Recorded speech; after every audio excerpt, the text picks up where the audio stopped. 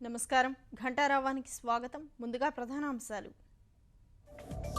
ఢిల్లీలో భారత్ జపాన్ మధ్య బంధం బలోపేతం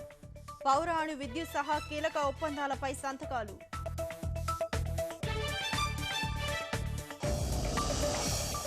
బెజవాడలో దక్షిణాది రాష్ట్రాల సమావేశం ఎర్రచందన ముఠాలపై కలిసికట్టుగా పోరాడాలని నిర్ణయం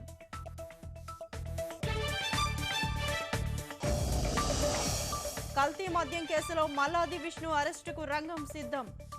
ప్రత్యేక బృందాలతో గాలింపు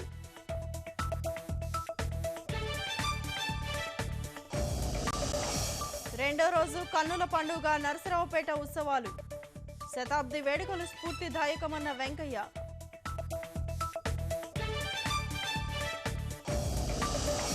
వైద్య వృత్తి వ్యాపారంలో మారిపోయిందన్న గవర్నర్